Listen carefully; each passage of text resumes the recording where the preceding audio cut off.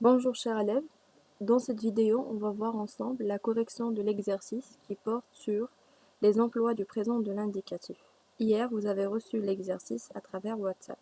Donc on commence. Je lis tout d'abord la consigne. Précisez la valeur des verbes au présent de l'indicatif dans les phrases suivantes. Première phrase. La séance se termine dans 1 heure. Comment je procède? La première des choses, je relève tout ce qui me permet de déduire la valeur du verbe dans la phrase. Alors ici, c'est le verbe se terminer, il est conjugué au présent. Ce qui me permet de déduire la valeur, c'est dans 1 heure. Dans 1 heure, c'est-à-dire d'ici 1 heure, c'est-à-dire c'est le futur. La séance va se terminer dans le futur. Donc c'est un présent à valeur de futur proche. Deuxième phrase, tu te rends compte de ton exploit? Alors ici, supposons que cette phrase est une réplique tirée d'un dialogue. Dans ce cas, c'est le présent d'énonciation. Troisième phrase. Demain, je m'inscris au club de plongée. Alors ce qui me permet dans cette phrase de déduire la valeur du verbe, c'est l'adverbe demain qui exprime le futur. Alors dans ce cas, c'est un présent à valeur de futur proche. Phrase suivante. Mon frère s'entraîne tous les jours à la même heure.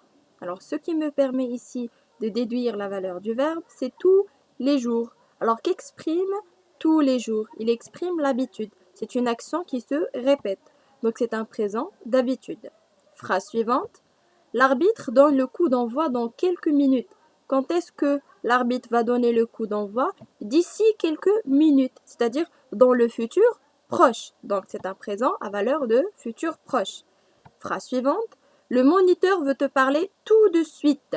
Alors, tout de suite exprime le présent, c'est-à-dire c'est une action qui va s'accomplir au moment présent. Dans ce cas, c'est le présent d'énonciation. Phrase suivante. Que cherches-tu à me faire comprendre?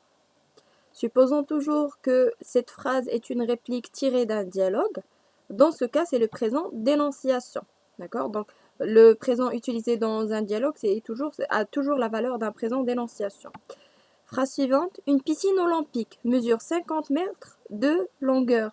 Alors ici, c'est une information que nous apporte l'émetteur. Alors ici, il nous dit tout simplement que la piscine olympique mesure 50 mètres. C'est une information scientifique qui ne change pas, qui ne va pas changer. Et donc ici, c'est le présent de vérité générale. Phrase suivante. La finale vient de se terminer. Alors comment on conjugue par exemple au passé récent? C'est le verbe venir, plus de, plus le verbe à l'infinitif.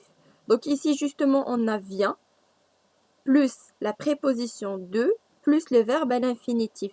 C'est-à-dire que cette action s'est accomplie dans le passé récent, c'est-à-dire dans un passé proche. Donc c'est un présent à valeur de passé récent. Dernière phrase. À chaque entraînement, je transpire énormément.